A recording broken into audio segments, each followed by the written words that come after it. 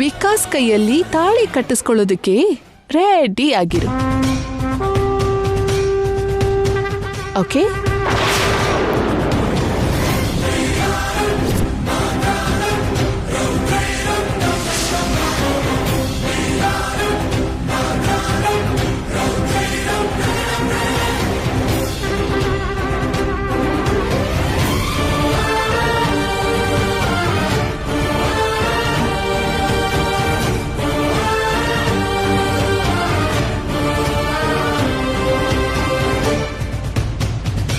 ಅವನ ಕೈಯಲ್ಲಿ ನಾನ್ ಯಾಕೆ ತಾಳಿ ಕಟ್ಟಿಸ್ಕೊಂತೀನಿ ಹೇಳು? ಅವಶ್ಯಕತೆ ಬಂದ್ರೆ ಆ ತಾಳಿ ನಿನ್ ಕತ್ತಿಗೆ ಬೀಳೋ ಹಾಗೆ ಮಾಡ್ತೀನಿ. ಎಲ್ಲನೂ ನಿನಗೆ ಅನುಕೂಲವಾಗಿದೆ ಅಂತ ಮೆರಿಬೇಡ. ನಿನ್ ಪತನ, ಆ ವಿಕಾಸ್ ಪತನ ಸದ್ಯದಲ್ಲೇ ಆಗುತ್ತೆ. ನೋಡ್ತಾ ಇರು.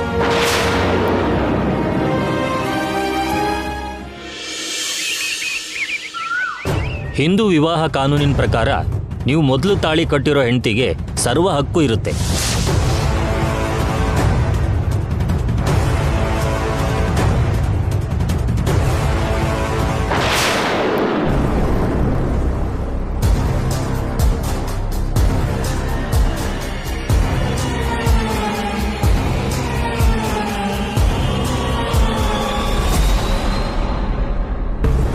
ಶ್ರೀಕರ್ ಯಾರನ್ನ ಮೀಟ್ ಮಾಡಕ್ ಬಂದಿದ್ದಾನೆ? ಹೋಗ್ ನೋಡಿದ್ರೆ ಒಂದ್ ಕೆಲ್ಸ ಆಗತ್ತೆ. ನಮ್ಗೇನೋ ಉಪಯೋಗ ಆಗೋದು ಸಿಗ್ಬೋದೇನೋ.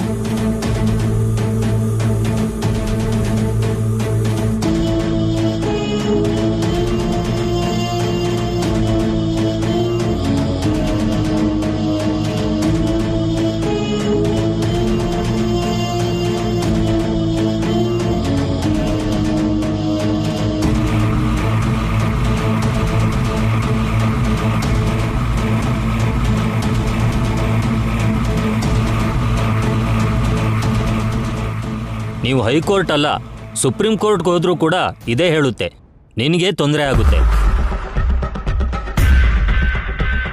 ಸರಿ ಸರ್, ಮತ್ತೆ ಬರ್ತೀನಿ. ನಮಸ್ಕಾರ.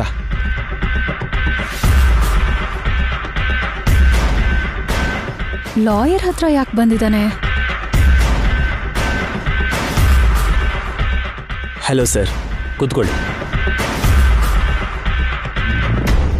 ಮ್ಯಾಟರ್ ಏನಾಗಿರುತ್ತೆ ಅಂತ ಅವಾಗಿಂದ ನನಗೆ ಟೆನ್ಷನ್ ಆಗ್ತಿದೆ. ಹೇಳಿ. ನಾನು ಶ್ರೀಕರ್. ನಾನು ವೇದವತಿಯವರ 2ನೇ ಮಗ. ಓ, ನೈಸ್ ಮೀಟಿಂಗ್ ಯು. ಹೇಳಿ ಶ್ರೀಕರ್ ಅವರೇ. ನಮ್ಮ ಡ್ಯಾಡಿ ಪ್ರಸಾದ್ ರಾವ್ ಅವ್ರ ತಂಗಿ ಸುಭದ್ರಾ ರಾವ್ ಅವರ ಆಸ್ತಿಗೆ ಸಂಬಂಧಿಸಿರೋ ಕೇಸ್ ಬಗ್ಗೆ ಮಾತಾಡೋದಕ್ಕೆ ಬಂದಿದ್ದೀನಿ. ಆ ವಿಷಯದ ಬಗ್ಗೆ ಶ್ರೀಕರ್ ಲಾಯರ್ ಹತ್ರ ಏನ್ ಮಾತಾಡ್ತಿದ್ದಾನೆ? ಮಾವ ಅತ್ತೆನ ಸುಜಾತ ಭೇಟಿ ಮಾಡಿ ಸುಜಾತ ನನ್ಗೆ ಯಾವ ಪ್ರಾಪರ್ಟಿನೂ ಅಗತ್ಯ ಇಲ್ಲ ಅಂತ ಹೇಳಿದ್ಲಲ್ವಾ? ಆ ಕೇಸ್ ಎಲ್ಲಿವರೆಗೂ ಬಂತು ಸರ್? ಆ ವಿಷಯದ ಬಗ್ಗೆ ನನ್ನ ಹತ್ರ ಮಾತಾಡೋಕೆ ಬಂದಿದ್ದೀರಿ ಅಂದರೆ ಎಲ್ಲಿವರೆಗೂ ಬಂದಿದೆಯೋ ನಿಮಗೆ ಒಂದು ಐಡಿಯಾ ಇರುತ್ತಲ್ವಾ? ನಿಮ್ಮ ಪೇರೆಂಟ್ಸ್ ಜೊತೆ ಆಲ್ರೆಡಿ ಮಾತಾಡಿದ್ದೀನಿ. ದೊಡ್ಡ ಸೋದರ ಸೊಸೆ ಸುಜಾತ ಅವೈಲೇಬಲ್ ಆಗಿದ್ದಾಳೆ, 2ನೇ ಸೋದರ ಸೊಸೆ ಅವೈಲೇಬಲ್ ಇಲ್ಲ ಅಂತ ಹೇಳಿದರು. ನಾನಂತೂ 2-3 ಸರಿ ಫಾಲೋ ಅಪ್ ಮಾಡಿ ಲೇಟ್ ಆದರೆ ಲಾಸ್ ಆಗುತ್ತೆ ಅಂತ ಎಚ್ಚರಿಸಿದ್ದೀನಿ. ಇಲ್ಲಿವರೆಗೂ ಯಾವ ರೆಸ್ಪಾನ್ಸೂ ಇಲ್ಲ. ಚಿಕ್ಕ ಸೋದರ ಸೊಸೆ ಖಂಡಿತವಾಗ್ಲೂ ಬರಲೇಬೇಕಾ ಸರ್? ಏನು ಸರ್ ಸಿಲ್ಲಿ ಮಾತಾಡ್ತೀರಿ? ಸಂತಾನ ಇಬ್ಬರು ಇರಬೇಕಾದ್ರೆ ಖಂಡಿತವಾಗಿ ಬರಲೇಬೇಕಲ್ವಾ? ಇಲ್ಲ ಅಂದರೆ ಫ್ಯೂಚರಲ್ಲಿ ಇಬ್ಬರ ಮಧ್ಯೆ ಜಗಳ ಬರುತ್ತೆ. ಸುಜಾತ ತಂಗಿ ವೆಲ್ ಸೆಟಲ್ಡ್.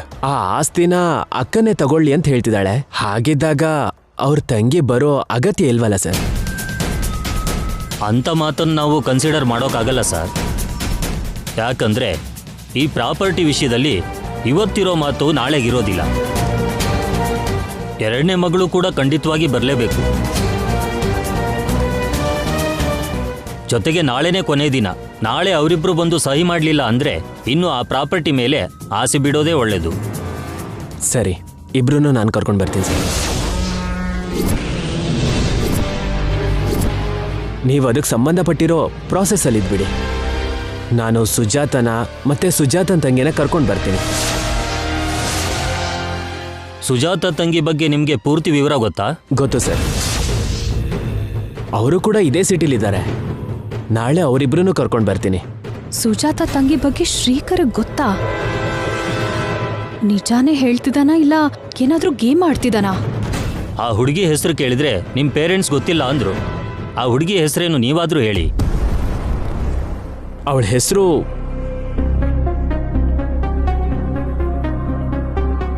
ಹೇಳು ಹೇಳು, ಬೇಗ ಹೇಳು. ಹೇಳಿ ಸರ್. ಏನು ಅನ್ಕೋಬೇಡಿ, ಅವಳ ಹೆಸರನ್ನ ಅವಳ ವಿವರನ ನಾಳೆನೇ ಹೇಳ್ತೀನಿ. ಯಾಕೆ ಅಂದ್ರೆ ಅವಳ ವಿವರಗಳು ಮಿಸ್ ಆಗಿ ಹೊರಗಡೆ ಗೊತ್ತಾದ್ರೆ ಅವಳ ಲೈಫ್ಗೆ ಪ್ರಾಬ್ಲಮ್ ಆಗತ್ತೆ. Okay, no problem. ಛೇ, ಈಗ್ಲೇ ಹೇಳ್ಬೋದಿತ್ತಲ್ವಾ? ಆ ಹೆಸರನ್ನ ಹಿಡ್ಕೊಂಡು ಮನೆಗೆ ಹೋಗಿ ದೊಡ್ಡ ರಾಧ ಅಂತಾನೆ ಮಾಡ್ತಿದ್ದೆ. ಒಳ್ಳೆ ಐಡೆಂಟಿಟಿ ಪಡ್ಕೋಬೋದಿತ್ತು. ಓಕೆ ಸರ್, ಕೆಲವು ಕಾರಣಗಳಿಂದ ಇಷ್ಟು ದಿನ ಲೇಟ್ ಆಯ್ತು. ನಾಳೆ ಮಾತ್ರ ಅಕ್ಕ ತಂಗಿನ ಕರ್ಕೊಂಡು ಬಂದು ಸೈನ್ನ ಮಾಡಿಸ್ತೀನಿ. ನೀವೀ ವಿಷಯದ ಬಗ್ಗೆ ನನ್ನ ಪೇರೆಂಟ್ಸ್ಗೂ ಕೂಡ ಹೇಳಬೇಡಿ. ಆಮೇಲೆ ನಾನೇ ನಿಧಾನವಾಗಿ ಹೇಳ್ಕೋತೀನಿ. ಸರಿ ಶ್ರೀಕರ್ ಅವರೇ, ನಾಳೆ ಕ್ಲೈಂಟ್ಸ್ ಜಾಸ್ತಿ ಇರ್ತಾರೆ, ಬೇಗ ಬಂದ್ಬಿಡಿ ಆಯ್ತಾ? Okay sir, thank you so much. It's okay.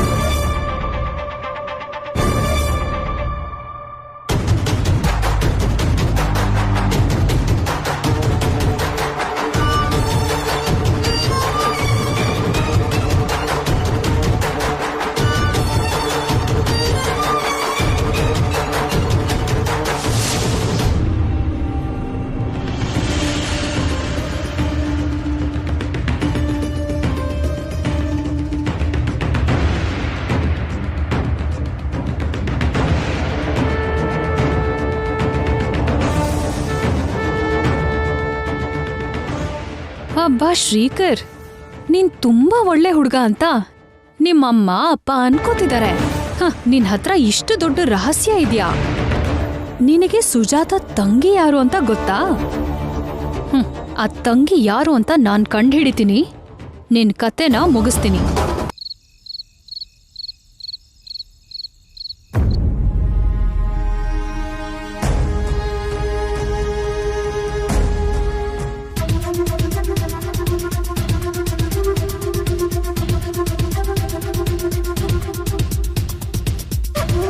ನಾನು ಲಾಯರ್ನ ಮೀಟ್ ಮಾಡಿ ಬಂದೆ. ಲಾಯರ್ ಅವ್ರನ್ನ? ಅದೇ, ಅಮ್ಮ ಅಪ್ಪ ನಿನಗೆ ಬರಬೇಕಾಗಿರೋ ಆಸ್ತಿಗೋಸ್ಕರ ಪ್ರಯತ್ನ ಮಾಡ್ತಿದ್ದಾರೆ ಅಲ್ವಾ, ಆ ಲಾಯರ್ನೇ ಭೇಟಿ ಮಾಡಿ ಬಂದೆ.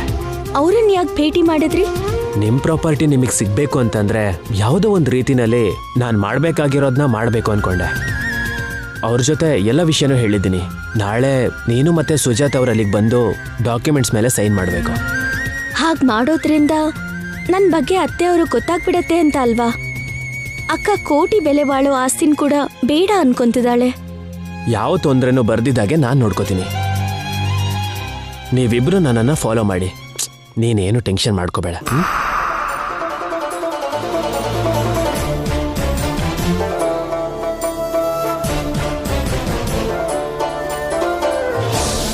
ಶ್ರೀಕರ್, ಊಟಕ್ಕೆ ಬನ್ನಿ. ಡಿನ್ನರಿಗೆ ಹೋಗೋಣವಾ?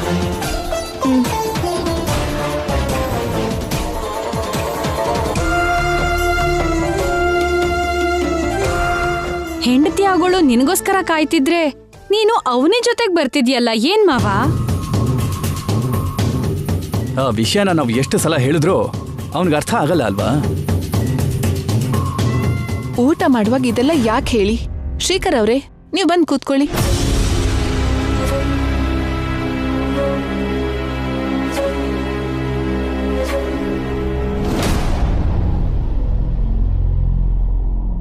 ಅವನೇ, ಇವತ್ತು ದಾರಿಲಿ ಸುಜಾತ ಸಿಕ್ಕಿದ್ಲಮ್ಮ. ಆಸ್ತಿ ವಿಷಯವಾಗಿ ಡಾಕ್ಯುಮೆಂಟ್ಸ್ಗೆ ಸೈನ್ ಹಾಕ್ಬೇಕು ಅಂತ ಕೇಳಿದ್ದಕ್ಕೆ ಆಸ್ತಿ ಬೇಡ ಅಂತ, ತಂಗಿ ಬಗ್ಗೆ ಏನು ಹೇಳೋದಿಲ್ಲ ಅಂತ ಮುಂಚೆ ತರಾನೇ ಮಾತಾಡಿದ್ಲಮ್ಮ. ನೀವಿಬ್ರು ಇನ್ನೊಂದ್ಸಲ ಹೋಗಿ ಮಾತಾಡ್ ಬಂದ್ರೆ ಚೆನ್ನಾಗಿರುತ್ತೆ ಅನ್ಸುತ್ತೆ ಕಣ. ಸುಜಾತ ಅವ್ರು ಬೇಡ ಅಂತ ಹೇಳಿದ ಮೇಲೆ ಕೂಡ ನಾವ್ಯಾಕೆ ಒತ್ತಾಯ ಮಾಡೋದು ಅಪ್ಪ?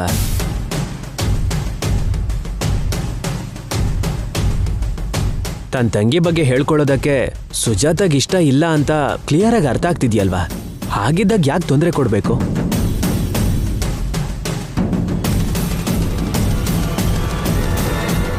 ಅವ್ರಿಗೆ ಅಗತ್ಯ ಇದ್ದಾಗ ಬಂದ್ ಕೇಳ್ತಾರೆ, ತಂಗಿ ವಿವರನೂ ಹೇಳ್ತಾರೆ. ಅಲ್ಲಿವರೆಗೂ ಈ ವಿಷಯದ ಬಗ್ಗೆ ಬಿಡೋದೇ ಒಳ್ಳೇದು. ನಾನು ಸುಜಾತನ ಮತ್ತೆ ಸುಜಾತನ್ ತಂಗಿನ ಕರ್ಕೊಂಡು ಬರ್ತೀನಿ. ಅಬ್ಬಬ್ಬಾ, ಹೇಗ್ ರಿವರ್ಸಲ್ ಮಾತಾಡ್ತಿದ್ಯಾ ಶ್ರೀಕರ್? ನಾನಲ್ಲಿ ನೋಡಿದ್ದಕ್ಕೂ ನೀನೆಲ್ಲಿ ನಡ್ಕೋತಿರೋದಕ್ಕೂ ಒಂಚೂರು ಸಂಬಂಧನೇ ಇಲ್ಲ. ಶ್ರೀಕರ್ ಅವ್ರು ಹೇಳ್ದಾಗೆ ಆರ್ಥಿಕ ಅಗತ್ಯ ಇರೋ ಅವಳೇ ಬೇಡ ಅಂತಿರ್ಬೇಕಾದ್ರೆ ನಾವೇನ್ ಮಾಡಕ್ಕಾಗತ್ತೆ? ತಂಗಿ ಬಗ್ಗೆ ಹೇಳೋಕಾಗ್ದೆ ಅಷ್ಟ ಆಸ್ತಿನ ಬೇಡ ಅಂತಿದ್ದಾಳೆ ಅಂದ್ರೆ ನಂಗಂತೂ ತುಂಬಾ ಆಶ್ಚರ್ಯ ಆಗ್ತಿದೆ. ಯಾವುದೋ ಬಲವಾದ ಕಾರಣ ಇಲ್ಲದೆ ಇದ್ರೆ ಸುಜಾತ ಹಾಗೆ ಯಾಕೆ ಮಾಡ್ತಾಳೆ? ನಮ್ಮ ಹತ್ರ ಏನೋ ದೊಡ್ಡ ರಹಸ್ಯನ ಬಚ್ಚಿಡ್ತಿದ್ದಾಳೆ ಬಿಡಿ. ಅಕ್ಕ ತಂಗಿರ್ಗೆ ಏನ್ ಸೇರ್ಬೇಕೋ ಅದು ಸೇರೇ ಸೇರತ್ತೆ. ಈಗ ಆ ವಿಷಯ ಬಿಟ್ಬಿಟ್ಟು ಊಟ ಮಾಡಿ ಎಲ್ರು.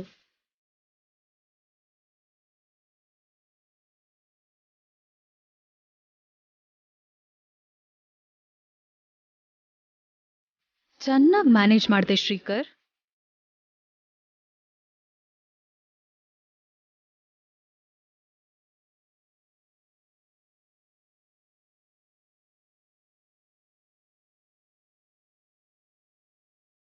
ಶ್ರೀಕರ್, ಏನದ್ಕೆ? ಸುಜಾತಾಗೆ ಆಸ್ತಿ ಕೊಡ್ಸೋ ವಿಷಯದಲ್ಲಿ ನೀನೇನೋ ಮಾಡಕ್ಕಾಗಲ್ವಾ? ಅವ್ರ ತಂಗಿ ಯಾರು ಅಂತಾನೆ ಗೊತ್ತಿಲ್ದಾಗ ನಾನೇನ್ ಮಾಡಕ್ಕಾಗತ್ತೆ ಅದಕ್ಕೆ?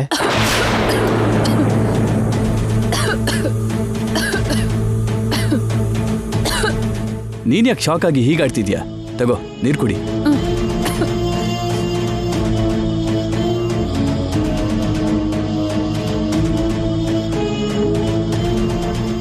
ಯಾರ್ ನೆನೆಸ್ಕೋತಿದಾರಕ್ಕ?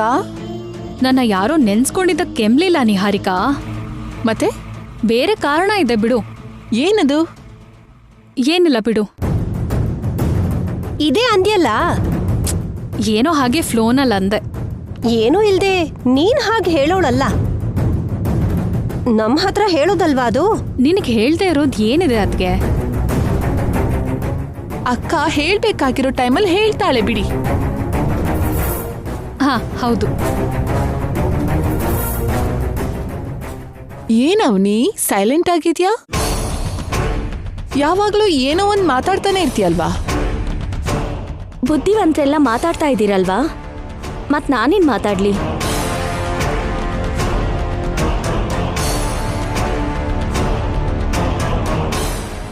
ನೆಮ್ಮದಿಯಾಗಿ ಊಟ ಮಾಡೋದಕ್ಕೆ ಬಿಡ್ತಿರೋ ಇಲ್ವೋ?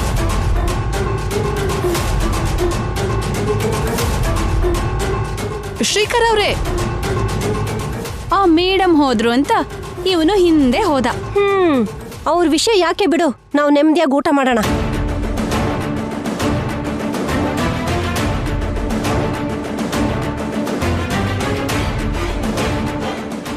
ಏನ್ರಿ, ನಿಮ್ಗೊಂದು ವಿಷಯ ಹೇಳಾ? ಹೇಳು. ಶ್ರೀಕರ್ ಲಾಯರ್ನ ಭೇಟಿ ಮಾಡಿ ನಾಳೆ ಸುಜಾತ ತಂಗಿನ ಕರ್ಕೊಂಡ್ ಬರ್ತೀನಿ ಅಂತ ಹೇಳಿದ್ದನ್ನ ನಾನೇ ಕಣ್ಣಾರೆ ನೋಡ್ದೆ. ಛೇ ಸುಮ್ಮನಿರು. ನೀನ್ ನಿನ್ನ ಐಡೆಂಟಿಟಿಗೋಸ್ಕರ ಏನೇನೋ ಹೇಳ್ತಿರ್ತೀಯ. ಗಾಡ್ ಪ್ರಾಮಿಸ್ ರೀ. ಹೌದಾ? ಯಾರು ಆ ತಂಗಿ? ಲಾಯರ್ ಹತ್ರ ಹೆಸರು ಮಾತ್ರ ಹೇಳಲಿಲ್ಲ. ಏನೋ ನನಗೆ ನಂಬೇಕು ಅನ್ನಿಸ್ತಿಲ್ಲ. ನಿಮ್ಮೇಲೆ ಆಣೆ ರೀ. ನನ್ ಸಾಯಿಸ್ಬೇಕು ಅನ್ಕೊಂಡಿದ್ಯಾ? ನೀವು ಕೂಡ ನಂಬಲ್ಲ ಅಂದ್ರೆ ಹೇಗ್ರಿ? ಸರಿ ಬಿಡು, ನಂಬ್ತೀನಿ. ನೋಡು, ನಾಳೆ ನೀನ್ ಅಂದಾಗೆ ನಡೀಲಿಲ್ಲ ಅಂದ್ರೆ, ನೀನ್ ಹೇಳಿದ್ ಸುಳ್ಳಾದ್ರೆ ಇನ್ನು ಜೀವನದಲ್ಲಿ ನಿನ್ ಮಾತನ್ನ ನಂಬೋದಿಲ್ಲ. ಸರಿ, ನಾಳೆ ನನ್ ಜೊತೆ ಲಾಯರ್ ಆಫೀಸ್ಗೆ ಬನ್ನಿ. ಅಲ್ಲಿ ನಮ್ಗೆ ಸುಜಾತ ತಂಗಿ ಯಾರು ಅಂತ ಗೊತ್ತಾಗುತ್ತೆ. ಆಧಾರದ ಜೊತೆಗೆ ಎಲ್ರ ಮುಂದೆ ಬಯಲ್ ಮಾಡ್ತೀನಿ.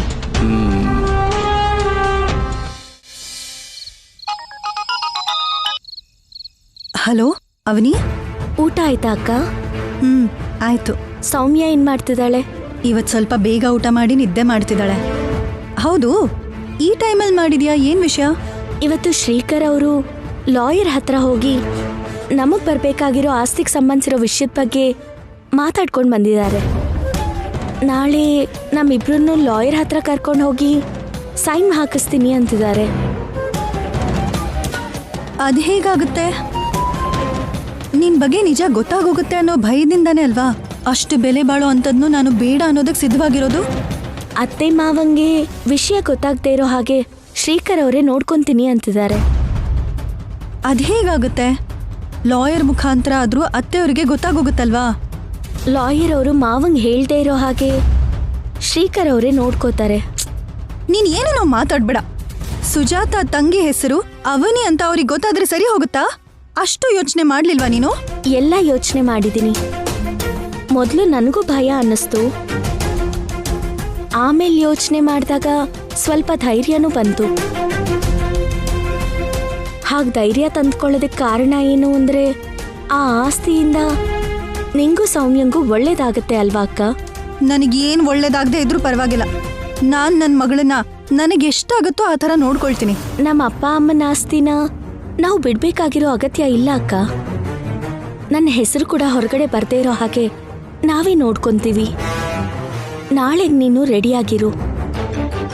ಲಾಯರ್ ಅವರ ಅಡ್ರೆಸ್ನ ಬೆಳಗ್ಗೆ ಹೇಳ್ತೀನಿ, ನೀನು ಅಲ್ಲಿಗೆ ಬಂದ್ಬಿಡು. ನೀನು ಎಷ್ಟೇ ಹೇಳಿದ್ರು ನನಗೆ ಮಾತ್ರ ಭಯ ಆಗ್ತದೆ. ಭಯ ಪಡಬೇಡ ಅಕ್ಕ. ಅವನಿ ಇಲ್ಕೊಡು.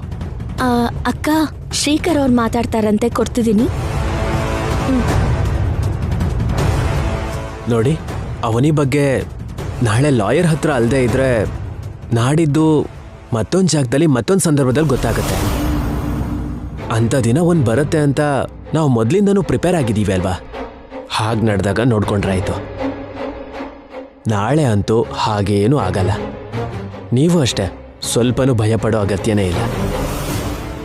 ಇವತ್ತು ಲಾಯರ್ ಹತ್ರ ಸ್ವಲ್ಪ ವಿಷಯನ ಮಾತಾಡಿದ್ದೀನಿ. ಇನ್ನೂ ಕೆಲವು ವಿಷಯಗಳನ್ನ ನಾಳೆ ಮಾತಾಡ್ತೀನಿ. ನೀವೇನು ಭಯ ಪಡಬೇಡಿ. ಏಟಿನ ಮೇಲೆ ಏಟ್ ಬೀಳ್ತಿದ್ರೆ ಸಹಿಸ್ಕೊಳ್ಳೋದಕ್ಕೆ ನಾವೇನ್ ಬಂಡೆಕಲ್ಲಲ್ಲ, ಮೂರ್ತಿಯಾಗಿ ಬದಲಾಗ್ತೀವಿ ಅನ್ನೋದಕ್ಕೆ. ಕಷ್ಟನ ತಪ್ಪಿಸ್ಕೊಳ್ಳೋದಕ್ಕೆ ಚಿಕ್ಕಂದಿನಿಂದ ತುಂಬಾ ಒದ್ದಾಡ್ತಾನೆ ಇದೀವಿ.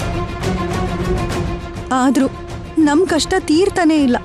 ದಡ ಸೇರೋ ಸರಿಯಾದ ಮಾರ್ಗ ಕೂಡ ಸಿಗ್ತಿಲ್ಲ. ಸದ್ಯಕ್ಕೆ ನಮ್ ಜೀವನ ಹೇಗೋ ಒಂದು ನಡೀತಿದೆ. ನಾಳೆ ನಡಿಬಾರ್ದೇನಾದ್ರೂ ನಡೀತು ಅಂದ್ರೆ ದೋಣಿಯಿಂದ ನೀರಿಗೆ ಬಿದ್ದಾಗುತ್ತೆ. ಅದೇ ನನ್ನ ಭಯ ಎಲ್ಲ. ನಾಳೆ ನಾನು ಮಾಡೋ ಕೆಲಸದಿಂದ ನೀವು ಇನ್ನೊಂದು ಸ್ಟೆಪ್ನ ಹತ್ತುತ್ತೀರ ಹೊರತು ಇಳಿಯೋದಿಲ್ಲ. ನೀವೇನು ಭಯ ಪಡಬೇಡಿ. ನಾಳೆ ಲಾಯರ್ ಆಫೀಸಿಗೆ ಬಂದ್ಬೇಡಿ, ಸರಿನಾ? ಸರಿ. ನೀನಿಷ್ಟು ಧೈರ್ಯ ಹೇಳ್ತಿರೋದಕ್ಕೆ ಬರೋದಕ್ಕೆ ಒಪ್ಕೋತಿದ್ದೀನಿ. ಸರಿ, ಇಡ್ತೀನಿ.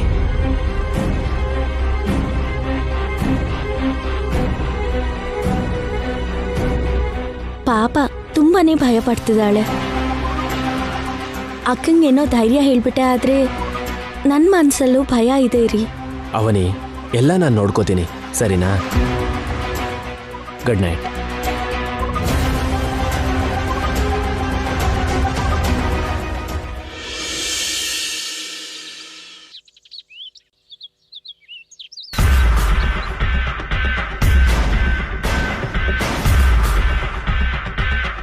ಲಾಯರ್ ಅವರು ನಮ್ಮನ್ನು ಬೇಗ ಬರೋದಕ್ಕೆ ಹೇಳಿದ್ದಾರೆ. ನನಗೆ ಗೊತ್ತಿರೋ ಹಾಗೆ ನಮ್ಮದೇ ಮೊದಲನೇ ಅಪಾಯಿಂಟ್ಮೆಂಟ್ ಆಗಿರತ್ತೆ. ಅಷ್ಟಕ್ಕೂ ಅಕ್ಕ ಹೊರಟ್ರಾ? ಹಾ, ಹೊರಟಿದ್ದಾಳೆ.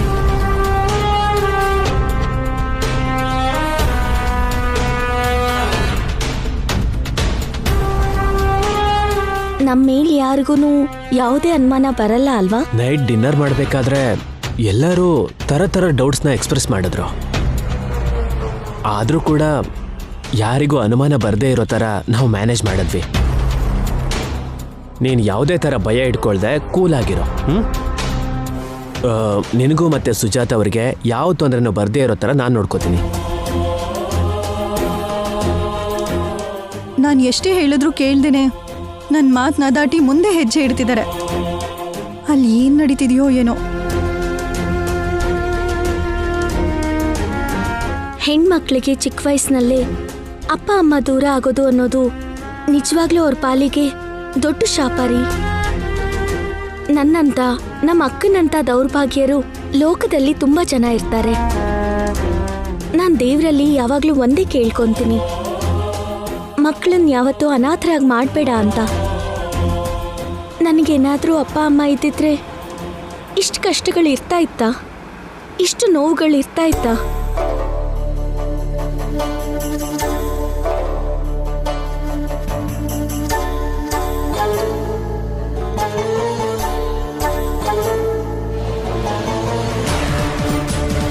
ಯಾವ ಕ್ಷಣದಲ್ಲಿ ಏನಾಗತ್ತೋ ಅಂತ ಭಯ ಪಡೋ ಬದುಕು ಬೇಗ ಹೋಗ್ಬೇಕು ರೀ.